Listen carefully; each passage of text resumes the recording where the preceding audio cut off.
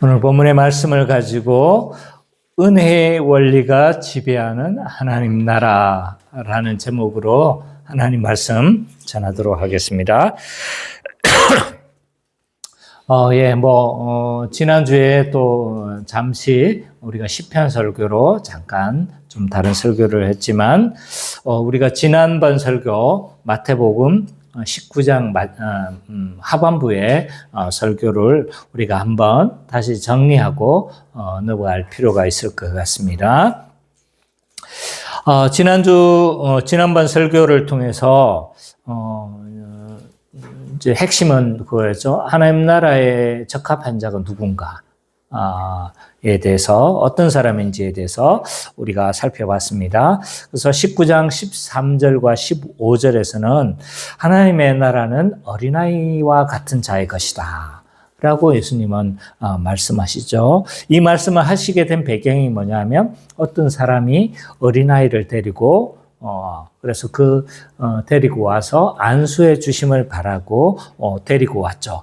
근데 제자들이 이제 이들을 금했습니다. 다가오지 못하도록 금했고, 예수님은 이제 그 많은 제자들에게 금하지 말라. 왜냐하면 천국은 이런 어린아이와 같은 자의 것이다 라고 그렇게 말씀하고 있죠. 그래서 여기 어린아이와 같다라는 이 표현은 우리가 이제 마태복음에서 몇 번이나 어린아이를 누구로 비유하고 있는지 알고 계시죠, 그죠? 그래서 어린아이의 어떤 면을 말하는 것일까라고 했었을 때, 어린아이는 부모를 전적으로 의존하는 것처럼 이 하나님 나라는 하나님을 전적으로 의존하는 자의 것이다 라고 그렇게 말씀하고 있죠. 그러면서 16절과 22절에서는 한 부자 청년이 등장합니다. 이 사람은 이제 하나님을 전적으로 의존하는 것처럼 보였지만 다른 어떤 것을 더 의존하는 전형이었죠. 이 부자 청년은 이제 예수님께 찾아와 선한 선생님이여 라고 대답했었을 때, 예수님은 여기에 대해서 반문하시죠. 어찌하여 나를 선하다고 하느냐? 선한 분은 오직 하나님 한 분밖에 없으시다 라고 말씀하시죠. 이 말씀은 이제 예수님이 선하지 않다는 말씀은 아니죠, 그죠? 인간들은 늘 선함을 누구의 기준으로 삼냐면 자기의 기준으로 삼습니다. 그래서 자기가 다른 사람보다 좀 낫다고 생각했을 때 자기는 선하다고 생각을 하죠. 그래서 늘 인간의 선함의 기준은 상대적인 개념입니다. 근데 예수님은 이걸 수정해 주기 원했던 거죠. 선함의 기준은 오직 누구라는 거예요? 하나님이시다. 하나님의 기준에 부합해야 선하다라고 말씀하시려고 이 말씀을 하신 거죠. 그래서 예수님은 스스로 의롭다고 생각하는 그에게 내가 영생을 구하고 네가 영생을 들어가려고 하는데, 그렇게 하려면 계명을 해라. 무슨 계명입니까? 10계명 중에 5계명과 9계명을 제시를 하면서 이것을 지키라라고 말씀합니다. 근데 이 부자 청년은 아주 이제 자신만만했죠. 왜냐하면 내가 이 계명을 지켰다. 왜냐하면 상대적으로 다른 사람들보다 잘 지켰다고 생각한 거죠. 그러면 이제 이 청년, 예수님께서는 이 청년의 폐부를 찌릅니다. 후반부의 5계명은 뭐냐면 이웃사랑의 여러 모습들이었거든요. 네가 그렇게 그러면 자신 있게 한다고 하는데 폐부를 찌르죠. 더 사랑하는 게 있었다는 걸 예수님 아셨죠. 그래서 뭐라고 말씀하시냐면, 내 소유를 팔아서 가난한 자들에게 나누어 주고 너는 나를 따르라 라고 말씀하십니다. 그는 그 자신도 속았어요. 왜냐하면 그는 누구보다도 하나님을 사랑하고 누구보다도 하나님을 기쁘시게 하는 자라고 생각을 했는데, 근데 예수님의 이 폐부와 같은 이 말씀에 자기가 더 사랑하고 있다는 것, 더 사랑하는 것이 뭐였습니까? 물질이었죠. 돈이었죠. 그런 부자였기 때문에 그래서 결국은 두 개 사이에서 결정하는 시기가 온 거예요. 예수님은 둘 중에 선택하라라고 했었을 때, 그는 결국 하나님을 선택하는 길보다 물질을 더 사랑하고 이웃 사랑의 길을 선택하는 것보다 자신을 더 사랑하는 길을 따르는 것을 볼 수가 있었죠. 그러면서 23절과 30절에서는 이렇게 주를 따르는 자에 대한 하나님의 보상을 예수님은 설명하세요. 예수님은 이제 부자가 천국에 가기 어렵다라고 말씀하세요. 낙타가 바늘길을 통과하는 것보다 어렵다라고 말씀하시죠. 이 말씀은 부자가 천국을 못 간다는 말은 아니에요. 근데 부자가 가지고 있는 것들이 많죠. 그래서 이것들을 이웃 사랑을 위해서 끊임없이 사람들에게 흘려내는 것들이 만만치 않거든요. 그래서 예수님은 이 부자가 천국 가는 것이 어렵다라고, 이게 아마 야고보서 2장에도 있죠, 그죠? 야고보서 2장에도 동일한 말씀이 있는 것으로 알고 있는데, 그래서 제자들은 그러면 누가 구원을 얻겠냐? 이렇게 반문을 하죠. 왜냐하면 그 당시 부자들은 하나님의 축복을 받은 자들이고 하나님의 사랑을 받은 자들이라고 생각을 한 거죠. 하나님의 사랑을 받는 자들도 천국에 가기 어렵다면 누가 천국에 갈 수 있겠는가? 이런 이야기인 거죠. 사람으로는 할 수 없지만 오직 하나님의 은혜를 통해서만 구원을 받는다라고 예수님은 말씀하세요. 그래서 이것이 나중에 예수 그리스도의 십자가 사역을 약간 염두에 두신 말씀인 것 같아요. 그러면서 27절부터 30절에서는 제자들은 이제 뭐라고 말하냐면 자신들은 모든 것을 다 버리고 주를 쫓았다라고 이야기를 합니다. 여기에 대해서 예수님은 현세적 보상과 미래적 보상을 다 말씀하세요. 나와 함께 심판에 동참할 거다. 미래적 보상이죠. 또 현세적 보상에 대해서는 네가 대가 지불한 모든 것들이 동일하게 삶을 통해서 보상받을 것이다. 교회를 통해서 보상받을 것이다. 라고 예수님은 말씀하십니다. 그래서 13절과 30절은 예수님은 하나님 나라에 적합한 자는 세상을 의존하는 자가 아니고 하나님을 의존하는 자이며 이런 자들에게 미래적, 현세적인 복을 약속하신다. 라고 그렇게 정리할 수가 있습니다. 기억나십니까? 예, 기억나시면 다행입니다. 다 까먹었다가 그래도 기억나야 되죠. 자, 오늘은 20장 1절부터 16절 말씀을 우리가 살펴보겠는데요. 오늘 본문의 말씀은 하나님의 나라는 은혜의 원리가 지배한다는 사실을 잘 보여주고 있습니다. 먼저 1절과 7절을 보면요. 하나님의 나라에서는 공로가 아니라 은혜가 지배한다 라고 말씀하십니다. 우리 선미자매가 한번 1절과 7절을 읽어주시겠습니까? 천국은 마치 품꾼을 얻어 포도원에 들여보내려고 이른 아침에 나간 집주인과 같으니 그가 하루 한 데나리온씩 품꾼들과 약속하여 포도원에 들여보내고 또 상시에 나가보니 장터에 놀고 서 있는 사람들이 또 있는지라. 그들에게 이르되 너희도 포도원에 들어가라. 내가 너희에게 상당하게 주리라 하니 그들이 가고 제6시와 제9시에 또 나가 그와 같이 하고 제11시에도 나가보니 서 있는 사람들이 또 있는지라. 이르되 너희는 어찌하여 종일토록 놀고 여기 서 있느냐. 이르되 우리를 품꾼으로 쓰는 이가 없음이니이다. 이르되 너희도 포도원에 들어가라 하니라. 아멘. 자, 오늘 설교 본문은요. 지난주 설교 본문과 밀접하게 연결되어져 있습니다. 지난주 설교의 핵심이 뭐였습니까? 하나님 나라에 적합한 자는 오직 하나님을 어린아이와 같이 의존하는 자가 하나님 나라에 적합한 자다라고 그렇게 말씀하셨어요.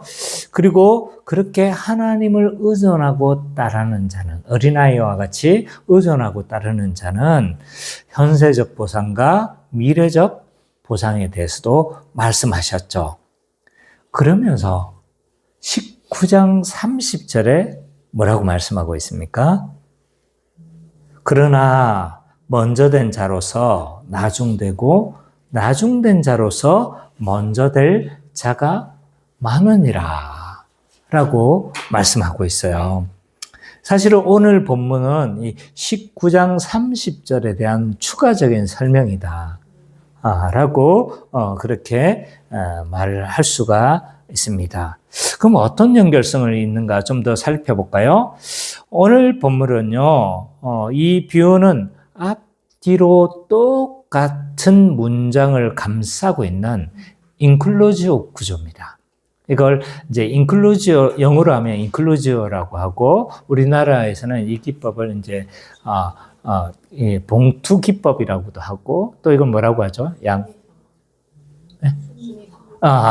수미 쌍관, 이거 맞죠, 그죠? 그 구조라고 합니다. 그래서 이 마태복음 19장 30절에 보면 비유 시작 전에 뭐라고 되어 있습니까? 그러나 먼저 된 자로서 나중되고 나중된 자로서 먼저 될 자가 많으니라 라고 말씀하고 있는데, 비유가 끝난 후에 마태복음 20장 16절에 또 뭐라고 하고 있습니까? 이와 같이 나중된 자로서 먼저 되고 먼저 된 자로서 나중되리라 라고 그렇게 말씀하고 있습니다. 왜 이런 비유를 예수님은 설명하셔야 됐을까? 그리고 19장 마지막 절에서 툭 던진 듯한 이 말씀이 어떤 의미에서 예수님은 말씀하셨는가라고 우리는 생각해 봐야 합니다. 왜냐하면 예수님이 이 말씀하신 이유는 베드로의 공로 사상에 대해서 교정해 줘야 될 필요성을 느꼈습니다. 왜냐하면 19장에서 부자 청년이 근심하고 떠났었을 때 베드로는 예수님께 어떻게 물었습니까? 보소서, 우리가 모든 것을 버리고 주를 따라싸우니 그런즉 우리가 무엇을 얻으리이까? 우리가 이렇게 열심히 따랐지 않습니까? 우리가 열심히 이렇게 했습니다. 우리만큼 열심히 예수님을 따른 사람은 어디 있습니까? 우리가 예수님 최측근 아닙니까? 그래서 이 베드로는 나름의 공로 사상이 있었던 거예요. 내가 이렇게 했으니까 우리는 하나님 나라가 이루어지면, 예수 그리스도께서 하나님 나라를 성취하시면 우리는 최소한 좌우편에 영의정과 자의정, 너무 올드한가요? 국무총리 아니면 뭐 내무부 장관쯤은 해야 된다. 이런 생각을 가지고 있었던 거죠. 그래서 예수님은 비유를 통해서 이 천국은 공로가 지배하는 게 아니야. 먼저 된 자가 나중 되기도 하고 나중 된 자가 먼저 되는 곳이 하나님 나라야 라고 하면서 공로 사상이 지배하는 곳, 천국은 공로 사상이 지배하는 곳이 아니라 뭐가 지배하는 거예요? 은혜가 하나님 나라는 지배하는 나라라는 사실을 좀 더 설명해 줘야 될 필요가 있었던 거죠. 그래서 개역 성경에는 생략되어졌지만 20장 1절에 접속사가 붙어 있습니다. 갸레. 왜냐하면. 그래서 19장을 설명하는 구절입니다. 19장 마지막 절 설명하고 나서 20장 1절에 왜냐하면 하면서 설명이 되고 있는 거죠. 그러니까 그 내용들이 19장 마지막 절을 설명하고 있다라는 사실을 우리는 알 수가 있습니다. 이런 배경을 두고 먼저 1절과 7절을 살펴보면 포도원 주인은요, 각 시간대마다 품꾼을 투입했습니다. 여기서 포도원은 구약 시대부터 하나님의 백성을 가리키는 전형으로 쓰여졌죠. 그래서 포도원은 이스라엘 백성, 하나님의 언약 백성을 지칭하는데 너무나 많은 곳에서 비유로 쓰고 있습니다. 호세아서, 예레미야서, 이사야서 많은 곳곳에서 이제 이스라엘 하나님의 언약 백성, 하나님의 백성을 지칭하고 비유할 때 포도원으로 많이 비유를 했습니다. 예레미야 우리는 여러 본문들이 있지만 예레미야 2장 21절을 우리가 좀 찾아보면 이스라엘을 포도원으로 비유했다는 사실을 우리는 알 수가 있습니다. 예레미야 2장 21절 같이 한번 읽어볼까요? 예레미야 2장 21절 시작. 내가 너를 순전한 참 종자 곧 귀한 포도나무로 심었거늘 내게 대하여 이방 포도나무의 악한 가지가 되면 어찌 됨이냐. 이 본문뿐만 아니라 이사야에서도 아주 긴 구절을 통해서 이스라엘을 포도원으로 비유를 하고 있고 또 호세아서도 보면 이렇게 이스라엘을 포도원으로 비유하고 있는 거죠. 그래서 여기서 이 포도원은 비유적으로 설명되어진 겁니다. 그러니까 이 포도원은 하나님 나라에 해당된다라고 그렇게 말을 할 수가 있습니다. 이 포도원의 주인은 시간대별로 품꾼을 투입했습니다. 몇 시입니까? 3시에서 11시까지 투입을 했죠. 3시면 너무 이런 거 아닙니까? 3시는 몇 시일까요?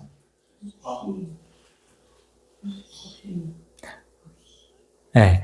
자, 지금 이 3시, 또 몇 시였습니까? 3시, 6시, 9시, 11시, 4개의 시간이 등장하는데, 유대 시간법입니다. 유대 시간법은 3시다. 그럼 반대편의 시간을 기억하시면 돼요. 3시면 그 반대편의 시간은 뭡니까? 9시인 거죠. 그럼 6시다. 12시인 거죠. 그 다음에 9시다. 오후 3시입니다. 그 다음에 11시다. 오후 5시인 거죠. 그래서 이 반대편을 딱 생각하시면 유대 시간대를 바로 우리는 알 수가 있습니다. 그들에게 이제 각각 일꾼들을 투입하면서 주어지기로 한 약속한 품삯은 그 당시 하루치 임금입니다. 한 데나리온을 그렇게 약속을 했습니다. 여기서 이제 품꾼으로 부르는 자들은 누구냐 하면 장터에서 놀고 서 있는 사람들이다. 라고 그렇게 묘사를 하고 있습니다. 그런데 이 헬라어로 이 품꾼은요, 쓸모가 없는 이런 뜻을 가지고 있습니다.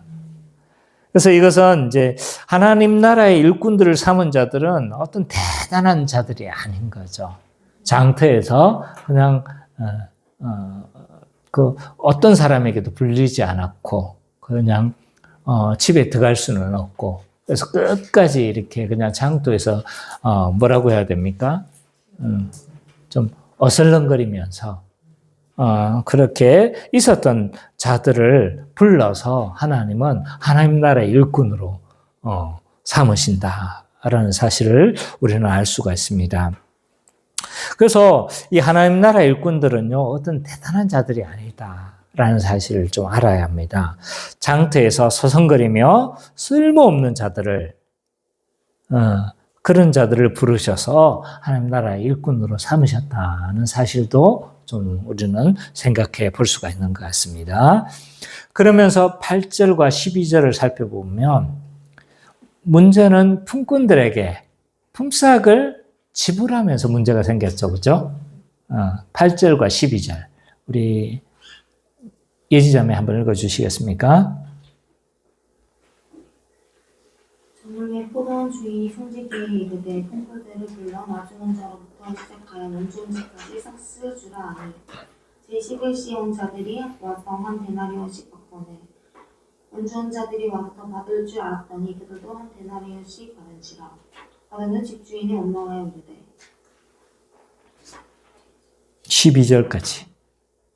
나중 사람들은 한 시간밖에 일하지 아니하거늘 그들의 종일 수고하며 저희를 건데 우리와 같게 하였나이다. 자, 날이 저물면서 오후 5시에 이제 이렇게 들어온 사람들은 고작 몇 시간 일한 겁니까? 1시간 딱 일한 거예요. 1시간 일하고 일이 마치는 시간에 포도원 주인은 품삯을 지불하려고 사람들을 불렀습니다. 그래서 나중 온 사람부터 먼저 품삯을 지불한 것 같아요. 그래서 11시에 온 사람이라고 되어 있지만 오후 몇 시에 온 사람입니까? 5시에 온 사람을 불렀습니다. 그래서 11시에 온 자들이, 그러니까 오후 5시에 온 자들이 약속한 대로 얼마 받았습니까? 한 데나리온 받았어요. 와, 이건 완전히 땡잡은 거예요. 왜냐하면 딱 1시간 일하고 우리로 치자면 몇만 원 받은 거예요. 한 10만 원, 하루 취임 임금이니까 한 10만 원 안 되겠습니까? 그죠? 10만 원치를 받은 거죠. 그러니까 딱 보는 사람들이, 우와, 저 사람이 10만 원이면, 야, 우리는 엄청나게 많이 받겠는걸? 이런 기대를 하고 있었던 것 같아요.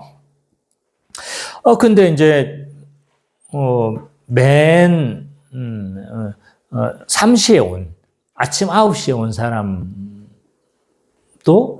품삯을 받고 보니까 동일한 뭡니까? 한 데나리온인 거죠. 여기에 대해서 이제 품꾼들은 불만을 제기한 겁니다. 왜냐하면 공정하지 않다는 거예요. 이렇게 생각하는 건 굉장히 그 당시뿐만 아니라 오늘날 개념으로 봐도 뭐합니까? 굉장히 일반적인 이해들인 거죠. 왜냐하면 일한 만큼 보상을 받아야 된다, 받는 것이 공정하다고 생각하는 것은 너무나 당연한 거죠. 근데 이 극단적인 예로 오후 5시에 와가지고 한 사람, 1시간 일한 사람과 하루 종일 일한 사람이 임금이 같으니까 어떤 겁니까?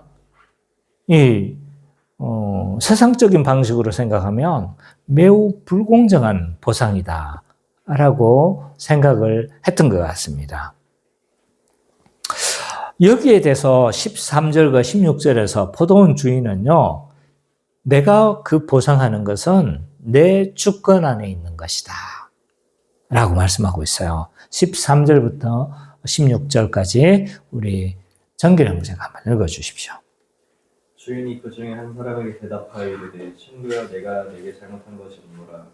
내가 나와 한 데나리온의 약속을 하지 아니하였느냐. 내 것이나 가지고 가라. 나중은 이 사람에게 너와 같이 주는 것이 내 뜻이니라. 내 것을 가지고 내 뜻대로 할 것이 아니냐. 내가 선함으로 내가 악하게 보느냐. 이와 같이 나중된 자로서 먼저 되고 먼저 된 자로서 나중되리라.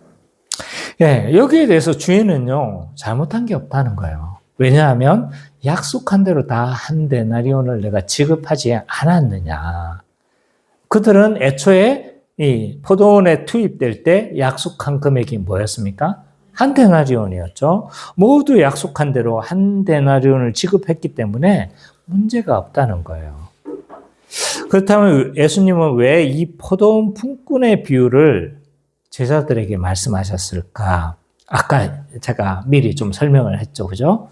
왜냐하면 19장에 이 부자 청년이 근심하고 떠났었을 때 베드로는 이렇게 물었죠. 보소서, 우리가 모든 것을 버리고 주를 따라 싸우니 그런즉 우리가 무엇을 얻으리까? 베드로는요, 우리가 이만큼 희생했고 우리가 이만큼 했으니까 그에 상응하는 보상을 우리는 받아야 된다고 생각했던 거죠. 이 베드로뿐만 아니라 제자들은요, 공로의식이 그들 가운데 이미 자리 잡고 있었습니다. 근데 예수님은요, 하나님 나라는 어떻다는 거예요? 세상의 공로주의가 통용되지 않는다는 거예요. 우리가 그렇잖아요. 하나님 나라에 들어가는 게 다 은혜잖아요. 내 의로 들어가는 겁니까? 그리스도의 의잖아요. 그죠? 내가 착할 만해서 중생의 은혜가 입었습니까? 아니잖아요. 그죠? 다 은혜인 거예요. 다 은혜. 믿는 것마저 내가 예수 그리스도를 믿은 것처럼 보이지만 그 믿는 것마저도 은혜라는 사실을 우리는 복음의 핵심 2권의 두 번째 과에서 설명하고 있어요. 한번 찾아보세요. 있다니까요. 예, 믿음은 은혜다.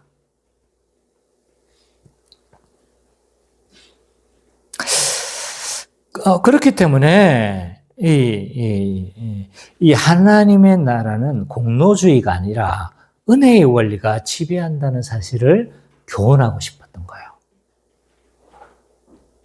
따라서 이 비유는요, 높아져 있고 또한 공로주의에 사로잡혀 있던 제자들의 마음을 다스릴 것을 촉구하는 비유입니다. 하나님 나라의 가치를 위해서 하나님의 뜻을 따르고 희생한 제자들은 맞아요. 얼마나 수고했습니까? 예수님과 얼마나 많은 고난을 같이 겪었습니까? 그러나 이 자신들의 희생이나 공로주의에 사로잡혀서 우월감에 사로잡혀서는 안 된다는 거예요.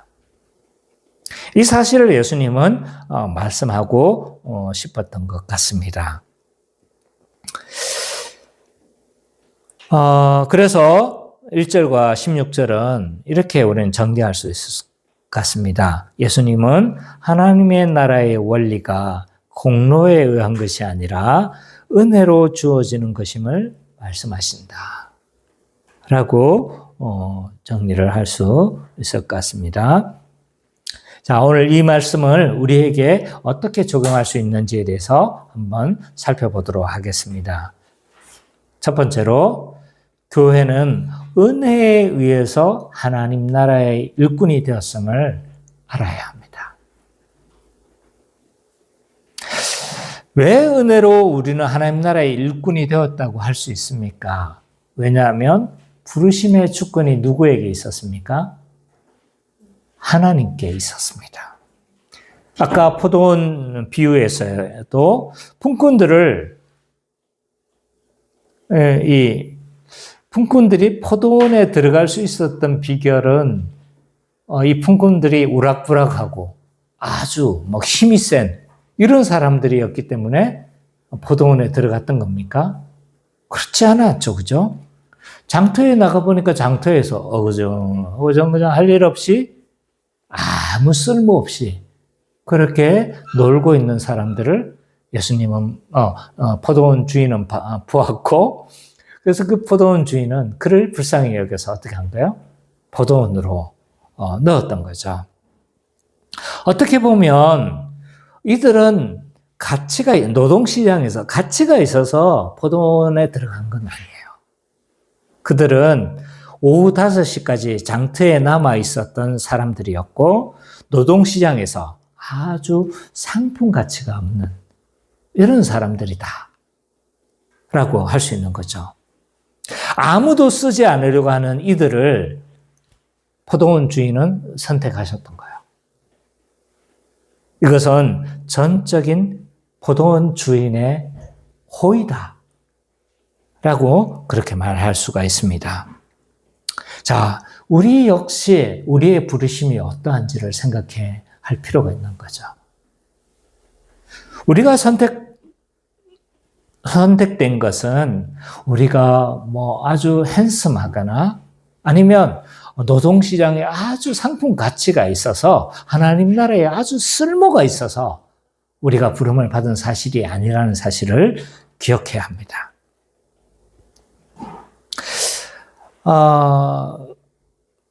나는 어떤 생각이 들었냐면 이 본문의 말씀을 묵상하면서 또한 이 본문의 말씀을 설교를 준비하면서 들었던 생각이 뭐냐면 오후 5시에 부름을 받은 사람과 나는 굉장히 동병상련을 많이 느꼈습니다. 제가 늘 이야기를 했잖아요.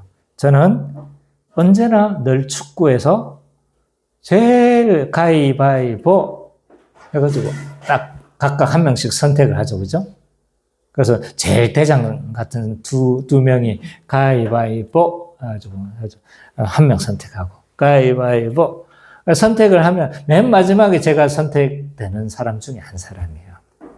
근데 맨 마지막에 선택됐으면 뭐 이래야 되는데 아이 우리 게임 졌다 뭐 이런 식인 거예요. 그러니까 뭐 이렇게 저는 늘 이렇게 첫 번째로 픽되는 사람이 아닌 거예요. 늘 마지막에 선택되는 이런 사람인 것 같습니다. 그래서 신체적으로 보면요, 저는 오후 5시에 사람입니다. 물론 잘생기긴 했어요. 잘생김으로 보자면 뭔가 빨리 픽될 수는 있겠지만 고개를 아예 그 정도는 아니에요, 제가. 어쨌든 그러면 공부는 잘했을까? 머리는 똑똑했을까요, 제가? 어떤 것 같아요? 예지가 솔직하게 이야기할 것 같아. 머리 똑똑한 것 같아요. 어때? 그렇죠. 맞아요. 차마 머리 안 똑똑하다는 소리 못하니까 노력파. 맞아요. 그 말이 맞아요. 저는 노력파예요. 진짜 이렇게 머리가 안 좋으니까 굉장히 노력을 많이 하는 사람은 맞아요. 그래서 늘 공부할 때 저는 보면 중하. 그래서 뭐 아주 상위권 아니고 늘 중간에서 좀 떨어지거나 중간을 머물거나 뭐 이 정도 성적이었죠. 머리로 보면 픽될 수 있는 사람은 아닌가요? 신앙적으로 나는 어떤 사람이었을까요? 신앙적으로 좋은 배경에 있었을까?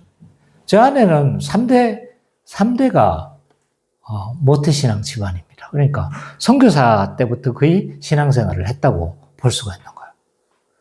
뼈대와 전통을 가지고 있는 가문이에요. 물론 그 집안에 목회자가 한 명도 안 나와가지고 사이라도 목회자가 됐다고 막 얼마나 좋아하셨는지 몰라요. 어쨌든 그렇지만 저는 어떤 사람입니까? 저는 우리 동네에 지금도 믿고 있는 저 고모 댁에 좀 복음을 좀 믿는 것 같아요. 고모, 저도 몰랐는데 장례식에 가보니까 믿고 있구나라는 사실을 저도 알았어요.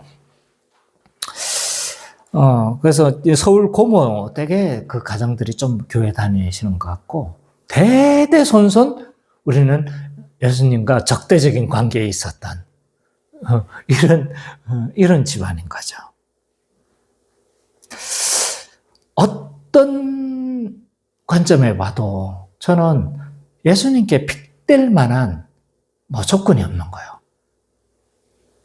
신앙적으로 봐도, 머리로 봐도, 신체적으로 봐도. 물론 얼굴은 잘생겼습니다. 그것 때문에 선택하셨나? 갑자기 그 생각이 드네요. 미안합니다.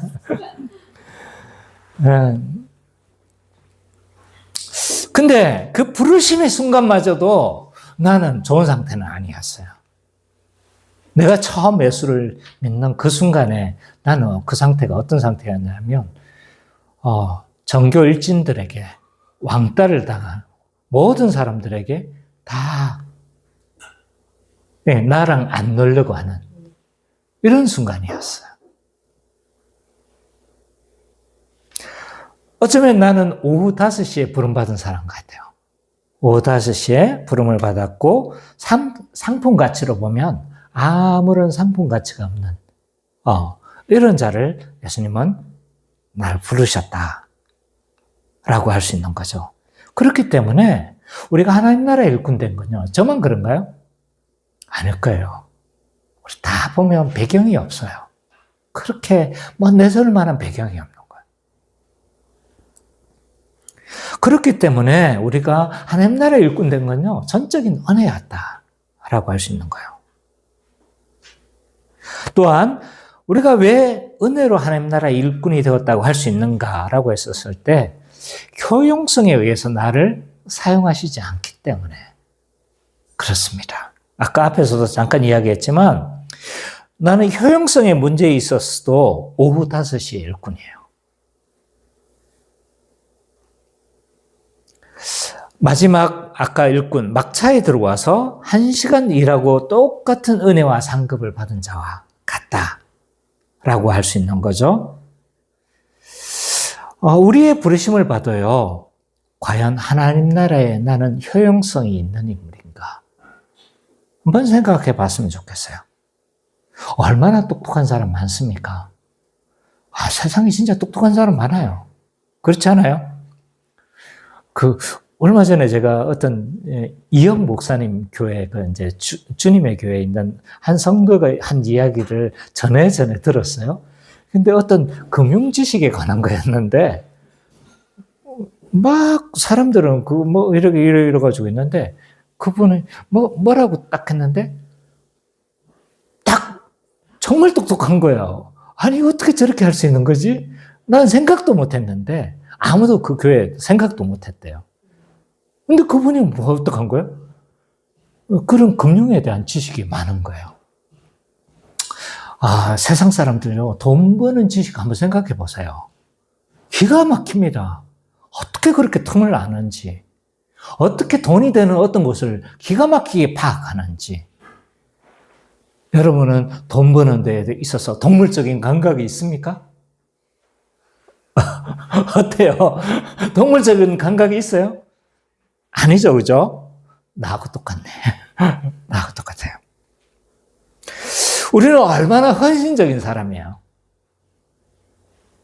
하나님 나라에 쓰임받을 만큼, 이렇게 막 똑똑하지 않으면 헌신적이라도 해야 되잖아요. 여러분들은 얼마나 헌신적입니까? 제가 방산에 대한, 이거 너무 고급스러운다는가? 밀리터리, 거기에 대한 관심이 많은 거예요. 근데 그 사람들의 어떤 개발 비화들을 내가 많이 좀 들어요. 비행기를 막 개발했었을 때, 레이더를 막 개발했었을 때, 밤새워 가면서 일하더라고요. 밤새워 가면서, 누가 그런다고 월급을 많이 줍니까? 뭐 합니까? 근데 그 하나 개발해야겠다는 그 욕구 하나로 밤을 새워가면서 일정을 맞춰야 되니까 막 그렇게 일했던 그런 비화들을 설명한 걸 제가 들으면서 와, 어떻게 저렇게 열정적으로 일하지? 이런 생각이 들었어요. 여러분들은 얼마나 하나님 나라를 위해서 잠을 안 자가면서 전도를 하셨습니까? 잠을 안 자가면서 막 내가 하나님 나라를 위해서 열심히 막 일을 하셨습니까?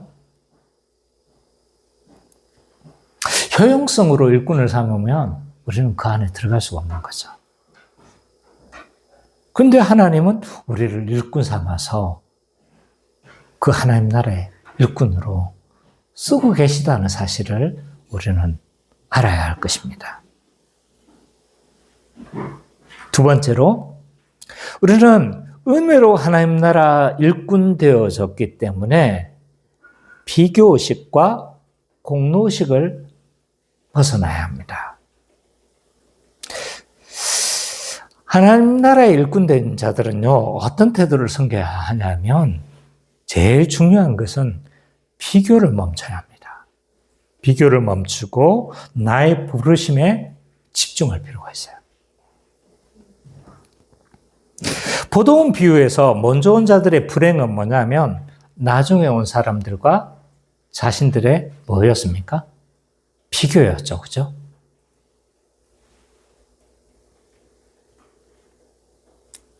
열한 시에 온 자들이 한 데나리온씩 품삯을 받으니까 자기들은 한 7, 8시간, 9시간 정도를 일했으니까 더 많은 보상을 받을 거라고 예상을 했습니다.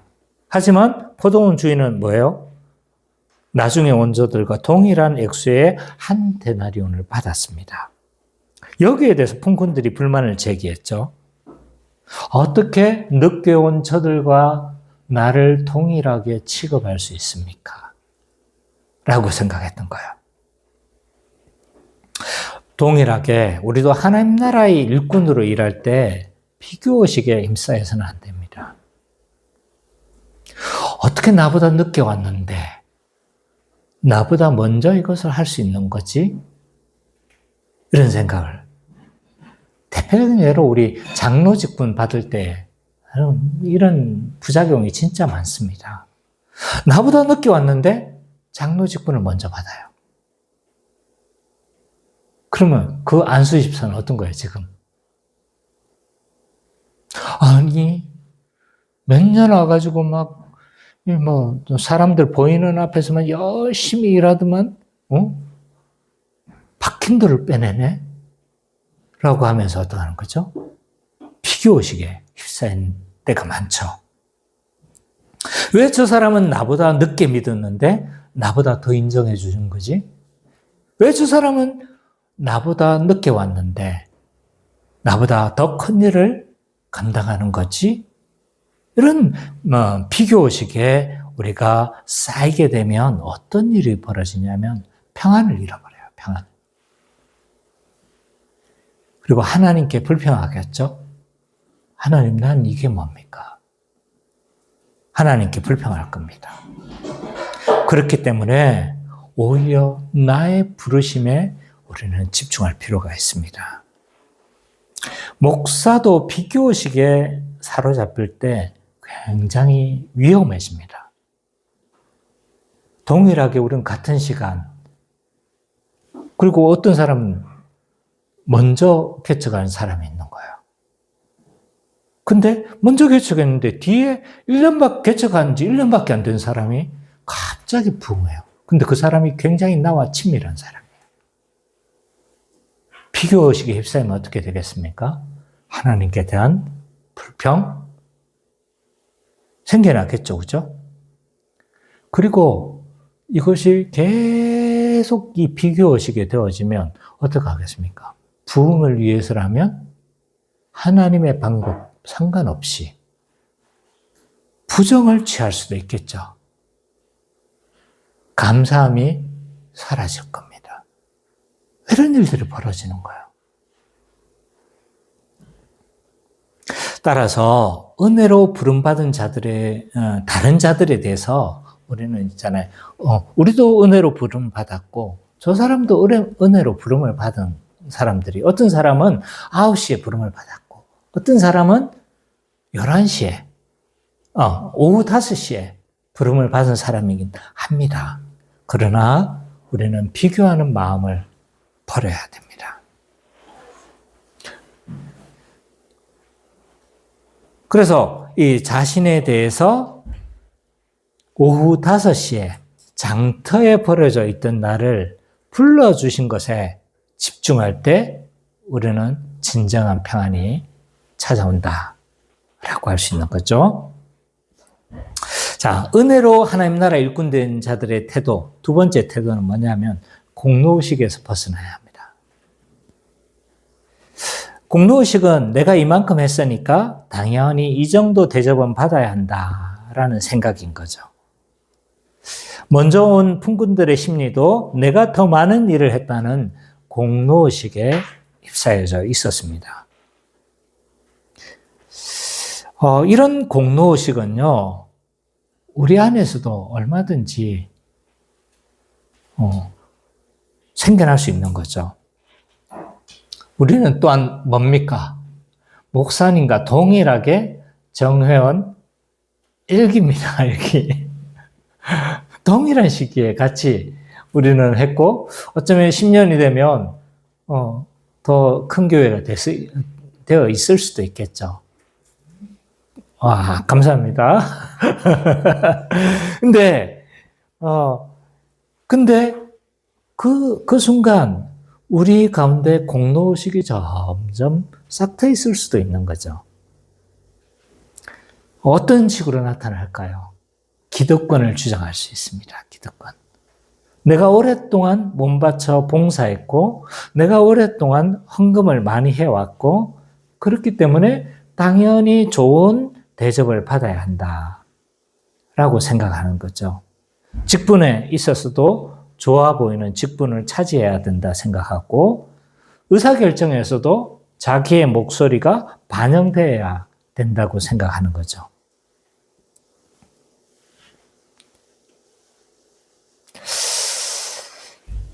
물론 우리는 앞서서 수고한 사람들의 헌신을 다 은혜로 일꾼되어 줬으니까 앞서서 수고한 사람들을 무시해도 괜찮은가?